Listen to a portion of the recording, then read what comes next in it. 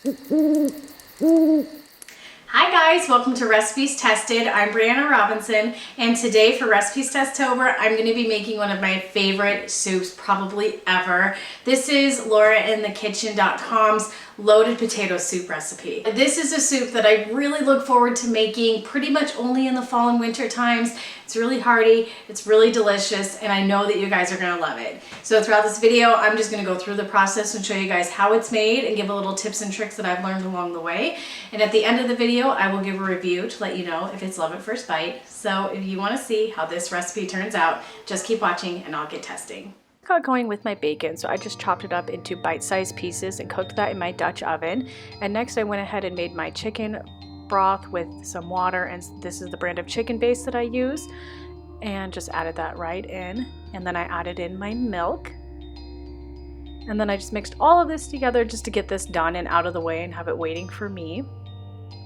And when my bacon was more cooked than I normally make it, I went ahead and drained it. And you want to cook your bacon a little bit more than you'd think because it will get kind of soggy if you don't otherwise. And my trick for bacon is I go ahead and line a bowl with some foil and just throw it in there. And then I went and got my butter back in my Dutch oven and cooked my onions. And I really cooked these until they got like borderline starting to caramelize. Really, how much you want to cook them is up to you, but translucent is perfect.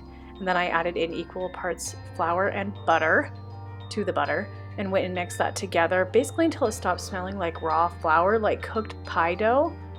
And then I added in my potatoes. And I just kind of cooked those, tried to get a tiny bit of color, but didn't really overthink it. I just cooked it until they turned a little bit darker. And then I added in that milk broth mixture that I went ahead and made earlier. And the first little bit, I always deglaze the pan just to get those flavors up and in my soup and not stuck to the bottom of my bowl. And then I added in the rest of the mixture and let that boil for 20 minutes for the potatoes to get nice and tender. They can be a little bit harder or a little bit softer, just depends on what you want.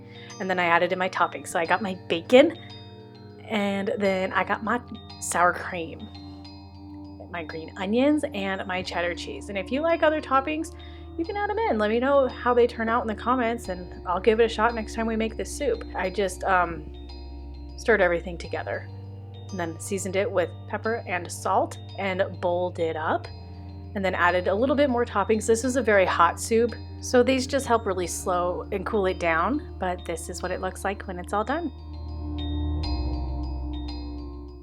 Alrighty, so the soup is done. It's piping hot, but I'm gonna give it a taste and let you know if it's love at first bite. How do you cut a potato with a spoon? Oh, hot. I'm not gonna drop this. Oh my gosh, this is so good. This is like everything that I love about loaded baked potatoes, but in a soup form. Oh, I'm gonna put this down, it's hot. It's really rich, it's really bursting with flavor. Nothing is really overpowering. The bacon and the cheese all balances out with the potato.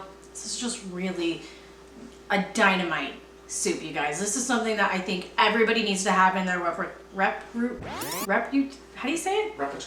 Repertoire.